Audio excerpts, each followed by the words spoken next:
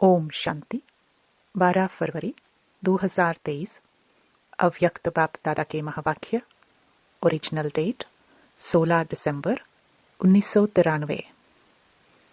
सच्चे स्नेही बन एक बाप द्वारा सर्व संबंधों का साकार में अनुभव करो। आज विश्व स्नेही बाप दादा अपने अति स्नेही और सदा बाप के साथी व सहयोगी आत्माओं को देख रहे हैं। चारों ओर की सर्व ब्राह्मण आत्माएं स्नेही अवश्य हैं। स्नेह ने ब्राह्मण जीवन में परिवर्तन किया है। फिर भी स्नेही 3 प्रकार के हैं। एक हैं स्नेह करने वाले, दूसरे हैं स्नेह निभाने वाले और तीसरे हैं स्नेह में समाये हुए। समाना अर्थात समान बनना। स्नेह करने वाले कभी स्नेह करते हैं, लेकिन करते करते कभी स्नेह टूट जाता है, कभी जुट जाता है। इसलिए समय प्रति समय स्नेह जोड़ने में पुरुषार्थ करना पड़ता है, क्योंकि बाप के साथ साथ और कहाँ भी स्नेह, चाहे व्यक्ति से, चाहे प्रकृति के साधनों से, कहाँ भी संकल्प मात्र भी स्नेह जुटा हुआ है तो बाप से स्नेह करने वालों की लिस्ट में आ जाते हैं। स्नेह की निशानी है बिना कोई मेहनत के स्नेही के तरफ स्नेह स्वतः ही जाता है। स्नेह करने वाली आत्मा का हर समय, हर स्थिति, हर परिस्थिति में आधार अनुभव होता है। अगर साधनों से स्नेह है तो उस समय बाप से भी ज्यादा साधन का आधार अर्थात सहारा अनुभव होता है। उस समय उस आत्मा के संकल्प में बाप का स्नेह याद भी आता है। सोचते भी हैं कि बाप का स्नेह श्रेष्ठ है, लेकिन यह साधन व व्यक्ति का आधार भी आवश्यक है। इसलिए दोनों तरफ स्नेह अधूरा हो जाता है और बार बार स्नेह जोड़ना पड़ता है। एक बल, एक भरोसे के बजाय दूसरा भी भरोसा साथ साथ आवश्यक लगता है। इसलिए बाप के स्नेह द्वारा जो सर्व प्राप्ति का अनुभव हो, उसके बजाय दूसरे सहारे द्वारा अल्पकाल की प्राप्ति अपने तरफ आकर्षित कर लेती है। इतना आकर्षित करती है जो उसी को ही आवश्यक समझने लगते हैं। लगाव नहीं समझते, लेकिन सहारा समझते हैं। इसको कहा जाता है स्नेह करने वाले। दूसरे हैं स्नेह निभाने वाले। स्नेह करने के साथ साथ निभाने की भी शक्ति है। निभाना अर्थात स्नेह का रिस्पॉन्स देना, रिटर्न देना। स्नेह का रिटर्न है जो स्नेही बाप बच्चों से श्रेष्ठ आशाएं रखते हैं, वो सर्व आशाएं प्रैक्टिकल में पूर्ण करना। तो निभाने वाले बहुत करके प्रैक्टिकल में करके दिखाते हैं, लेकिन सदा बाप समान अर्थात समाये हुए वो अनुभूति कभी होती है, कभी नहीं होती। फिर भी निभाने वाले समीप हैं, लेकिन समान नहीं है। निभाने वालों को निभाने के रिटर्न में पदम गुणा हिम्मत और उमंग उत्साह की मदद विशेष बाप द्वारा मिलती रहती है। तीसरे जो स्नेह में समाये हुए हैं, उन आत्माओं के नयनों में, मुख में, संकल्प में, हर कर्म में सहज और स्वतः स्नेही बाप का साथ सदा ही अनुभव होता है। बाप उससे जुदा नहीं और वो बाप से जुदा नहीं। हर समय बाप के स्नेह के रिटर्न में प्राप्त हुई सर्व प्राप्तियों में संपन्न और संतुष्ट रहते हैं।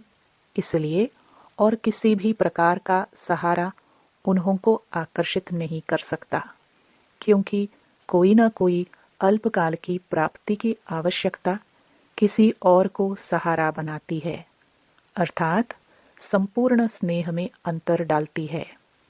स्नेह में समाई हुई आत्माएं सदा सर्व प्राप्ति संपन्न होने के कारण सहज ही एक बाप, दूसरा ना कोई, इस अनुभूति में रहती हैं। तो स्नेही सभी हैं, लेकिन 3 प्रकार के हैं। अब अपने से पूछो, मैं कौन? अपने को तो जान सकते हैं ना। स्नेही है, तभी स्नेह के कारण ब्राह्मण जीवन में चल रहे हो। लेकिन स्नेह के साथ निभाने की शक्ति इसमें नंबरवार बन जाते हैं। स्नेह के साथ शक्ति भी आवश्यक है। जिसमें स्नेह और शक्ति दोनों का बैलेंस है, वही बाप समान बनता है। ऐसे समाई हुई आत्माओं का अनुभव यही होगा। बाप के स्नेह से दूर होना यह मुश्किल है। समाना सहज है, दूर होना मुश्किल है, क्योंकि समाई हुई आत्माओं के लिए एक बाप ही संसार है। संसार में आकर्षित करने वाले 2 ही बातें हैं, एक व्यक्ति का संबंध और दूसरा भिन्न भिन्न वैभवों व साधनों द्वारा प्राप्त होना। तो समाई हुई आत्मा के लिए सर्व संबंध के रस का अनुभव एक बाप द्वारा सदा ही होता है। सर्व प्राप्तियों का आधार एक बाप है, न कि वैभव व साधन। वैभव व साधन रचना है और बाप रचता है। जिसका आधार रचता है, उसको रचना द्वारा अल्पकाल के प्राप्ति का स्वप्न मात्र भी संकल्प नहीं हो सकता। बाप दादा को कभी कभी बच्चों की स्थिति को देख हंसी आती है, क्योंकि आश्चर्य तो कह नहीं सकते, फुल स्टॉप है। चलते चलते बीज को छोड़ टाल टालियों में आकर्षित हो जाते हैं। कोई आत्मा को आधार बना लेते हैं, कोई साधनों को आधार बना लेते हैं। क्योंकि बीज का रूप रंग शोभनीक नहीं होता और टाल टालियों का रूप रंग बड़ा शोभनीक होता है। देहधारी के संबंध का आधार देहभान में सहज अनुभव होता है और बाप का आधार देहभान से परे होने से अनुभव होता है। देहभान में आने की आदत तो है ही, ना चाहते भी हो सकते हैं। इसलिए देहधारी के संबंध का आधार व सहारा सहज अनुभव होता है। समझते भी हैं कि ये ठीक नहीं है, फिर भी सहारा बना लेते हैं। बाप दादा देख देख मुस्कुराते रहते हैं। उस समय की स्थिति हंसाने वाली होती है। जैसे आप लोग क्लासेस में व भाषणों में एक तोते की कहानी सुनाते हो। उसको मना किया कि नलके पर नहीं बैठो, लेकिन वो नलके पर बैठ करके बोल रहा था। ऐसे बच्चे भी उस समय मन में अपने आप से एक तरफ यही सोचते रहते कि एक बाप दूसरा ना कोई। बार बार अपने आप से रिपीट भी करते रहते, लेकिन साथ साथ फिर यह भी सोचते कि स्थूल में तो सहारा चाहिए। तो उस समय हंसी आएगी ना, और उस समय फिर माया चांस लेती है। बुद्धि को ऐसा परिवर्तन करेगी जो झूठा सहारा ही सच्चा सहारा अनुभव होगा। जैसे आजकल झूठा सच्चे से भी अच्छा लगता है, ऐसे उस समय रॉन्ग राइट अनुभव होता है। और वो रॉन्ग बात, झूठा सहारा, उसको पक्का करने के लिए व झूठ को सच्चा साबित करने के लिए, जैसे कोई भी कमजोर स्थान होता है तो उसको मजबूत करने के लिए पिलर्स लगाए जाते हैं। तो माया भी कमजोर संकल्प को मजबूत बनाने के लिए बहुत रॉयल पिलर्स लगाती है। क्या पिलर लगाती है? माया यही संकल्प देती है कि ऐसा तो होता ही है, कई बड़े बड़े भी ऐसे ही करते हैं, ऐसे ही चलते हैं, या कहते अभी तो पुरुषार्थी ही है, संपूर्ण तो हुए नहीं है, तो जरूर अभी कोई ना कोई कमी रहेगी ही, आगे चल संपूर्ण बन जाएंगे। ऐसे ऐसे व्यर्थ संकल्प रूपी पिलर्स कमजोरी को मजबूत कर देते हैं। तो ऐसे पिलर का आधार नहीं लेना। समय आने पर यह आर्टिफिशियल पिलर धोखा दे देते हैं। सर्व संबंधों का सहारा एक बाप सदा रहे, यह अनुभव कम करते हो। इस सर्व संबंधों के अनुभव को बढ़ाओ। सर्व संबंधों की अनुभूति कम होने के कारण कहीं न कहीं अल्पकाल का संबंध जुट जाता है। स्थूल जीवन में भी स्थूल रूप का सहारा व हर परिस्थिति में स्थूल रूप का सहयोग देने वाला सहारा बाप है। यह अनुभव और बढ़ाओ। ऐसे नहीं कि बाप तो है ही सूक्ष्म में सहयोग देने वाला, निराकार है, आकार है, साकार तो है नहीं, लेकिन हर संबंध को साकार रूप में अनुभव कर सकते हो। साकार स्वरूप में साथ का अनुभव कर सकते हो। इस अनुभूति को गहराई से समझो और स्वयं को इसमें मजबूत करो, तो व्यक्ति, वैभव व साधन अपने तरफ आकर्षित नहीं करेंगे। साधनों को निमित्त मात्र कार्य में लाना व साक्षी हो सेवा प्रति कार्य में लगाना, ऐसी अनुभूति को बढ़ाओ। सहारा नहीं बनाओ, निमित्त मात्र हो। इसको कहा जाता है स्नेह में समाई हुई समान आत्मा। तो अपने से सोचना कि मैं कौन, समझा?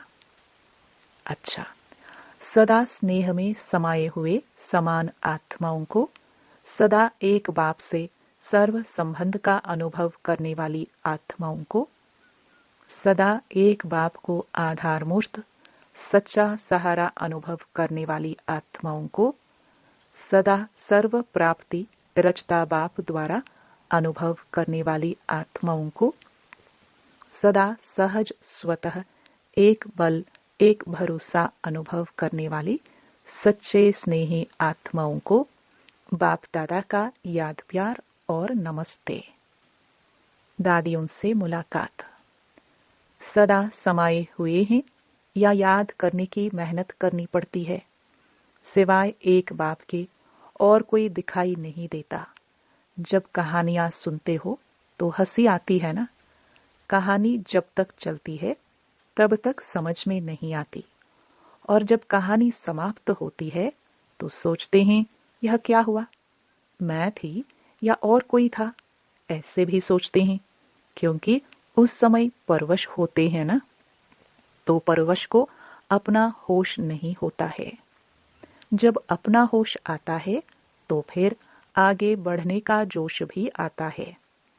अच्छा, संगठन बढ़ता जा रहा है और बढ़ता ही रहेगा, और आप निमित्त आत्माएं यह सब खेल देख हर्षित होते रहते हो। अभी चल रहे हैं, कोई चल रहा है, कोई उड़ रहा है, और आप लोग क्या करते हो? उड़ते उड़ते साथ में औरों को भी उड़ा रहे हो, क्योंकि रहमदिल बाप के रहमदिल आत्माएं बन गए तो रहम आता है ना। घृणा नहीं आती, लेकिन रहम आता है, और यह रहम ही दिल के प्यार का काम करता है।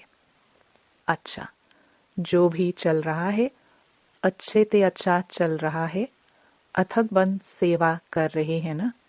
निमित्त आत्माओं के अथकपन को देख सब में उमंग आता है ना। अव्यक्त बाप दादा की पर्सनल मुलाकात। साधारणता को समाप्त कर विशेषता के संस्कार नेचुरल और नेचर बनाओ। अपने को सदा संगम युग के रूहानी मौजों में रहने वाले अनुभव करते हो। मौजों में रहते हो, वह कभी मौज में, कभी मूंझते भी हो, या सदा मौज में रहते हो? क्या हाल चाल है?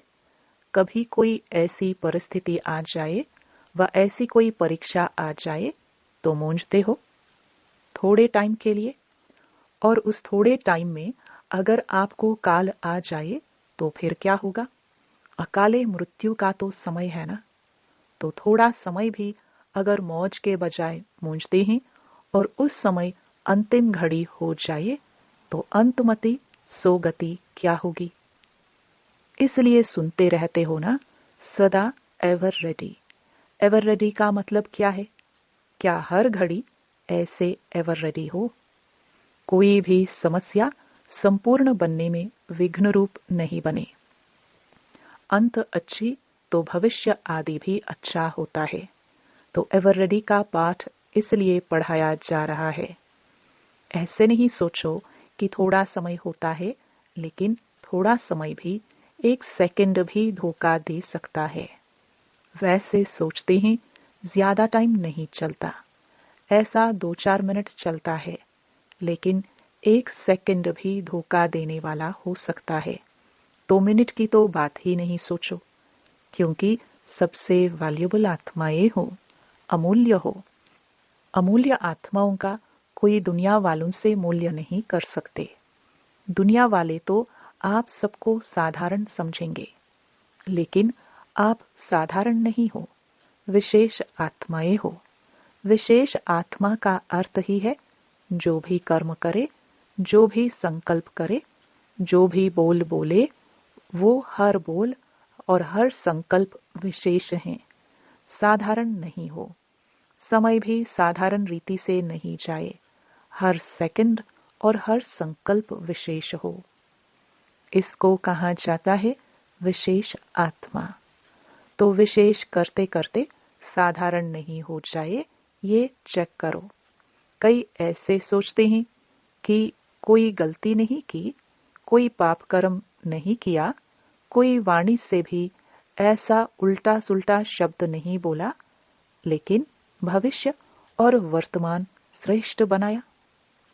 बुरा नहीं किया, लेकिन अच्छा किया। सिर्फ ये नहीं चेक करो कि बुरा नहीं किया, लेकिन बुरे की जगह पर अच्छे से अच्छा किया या साधारण हो गया। तो ऐसे साधारणता नहीं हो, श्रेष्ठता हो। नुकसान नहीं हुआ, लेकिन जमा हुआ, क्योंकि जमा का समय तो अभी है ना। अभी का जमा किया हुआ भविष्य अनेक जन्म खाते रहेंगे। तो जितना जमा होगा उतना ही खाएंगे ना। अगर कम जमा किया तो कम खाना पड़ेगा, अर्थात प्रारब्ध कम होगी। लेकिन लक्ष्य है श्रेष्ठ प्रारब्ध पाने का, या साधारण भी हो जाए तो कोई हर्जा नहीं। लेकिन लक्ष्य है श्रेष्ठ प्रारब्ध पाने का, या साधारण भी हो जाए तो कोई हर्जा नहीं। स्वर्ग में तो आ ही जाएंगे, दुख तो होगा नहीं। साधारण भी बने तो क्या हर्जा? हर्जा है या चलेगा? तो चेक करो कि हर सेकंड, हर संकल्प विशेष हो। जैसे आधा कल्प के देहभान का अभ्यास नेचुरली ना चाहते हुए भी चलता रहता है ना। देह अभिमान में आना नेचुरल हो गया है ना। ऐसे देही अभिमानी अवस्था नेचुरल और नेचर हो जाए, तो जो नेचर होती है वह स्वतः ही अपना काम करती है। सोचना नहीं पड़ता है, बनाना नहीं पड़ता है, करना नहीं पड़ता है, लेकिन स्वतः हो ही जाती है। तो ऐसे विशेषता के संस्कार नेचर बन जाए और हर एक के दिल से निकले।